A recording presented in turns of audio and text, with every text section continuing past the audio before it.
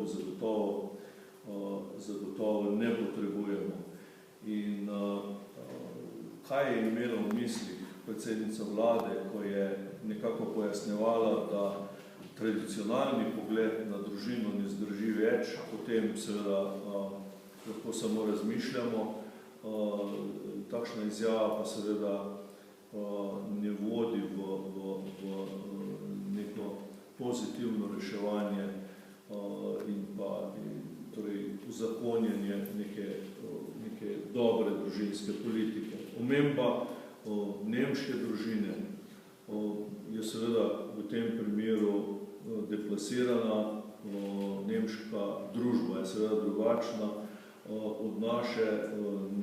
Nemška mati ima drugačen položaj kot slovenska mati, ki je že dolga desetletja večinsko seveda zaposlena, in dejstvo je, da mi moramo reševati probleme v Sloveniji, ne pa se naslanjati na reševanje problemov v Nemčiji, ker tu seveda teh enačajev zagotovo ne more biti. In če še enkrat rečem, namesto da bi se vlada skoncentrirala na reševanje finančnih in gospodarskih težav, na reševanje sodstva, na reševanje zdravstva, se očitno hoče z nekimi novimi umetnimi problemi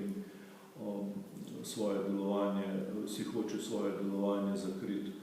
Mislim, da to ni dobro za razvoj Slovenije. Jaz imam seveda eno dobro izkušnjo iz preteklosti. Mi smo zelo aktivno sodelovali pri pripravi takrat in obravnavi družinskega zakonika, predvsem jaz osebno v poslanski skupini.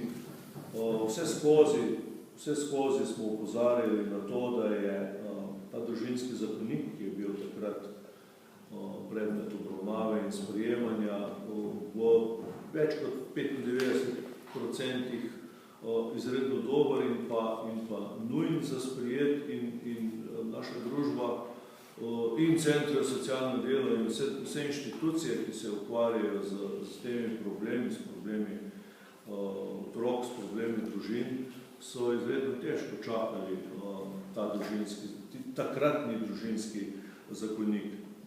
Mi smo takrat jasno opozarjali, da dajmo iz tega družinskega zakonika odločiti vsa sporna poglavja, ni jih bilo dosti, samo nekaj, in družinski zakonik bi takrat bil sprejet, bil obveljal in bi ga že kar nekaj let tudi uporabljali.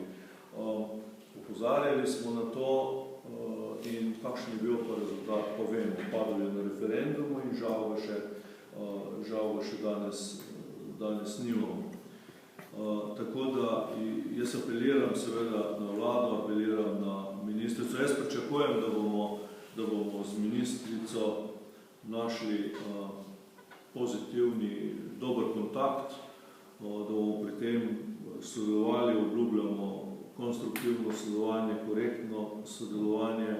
Zagotovo bomo dali kakšen dober predlog, ga poskušali uveljaviti, in mislim, torej upam, da bo ministrica temu to roko pomoči tudi sprijela, ker prepričan sem, da samo na ta način lahko prijemo v končni fazi tudi pri drugih zakonih, zagotovo pa pri novem družinskem zakoniku, ki ga tudi ministrstvo obljublja že od samega začetka, da bomo našli primerne rešitve. In če zaključim, že Tone Pavček je v svoji znameniti in priljubljeni pesmi Mama je ena sama seveda nakazal, kaj pomeni mama, kaj pomeni otrok v družini, pa ne samo v družini, tudi v družbi. Očetje se zagotovo moramo tega zavedati. Hvala.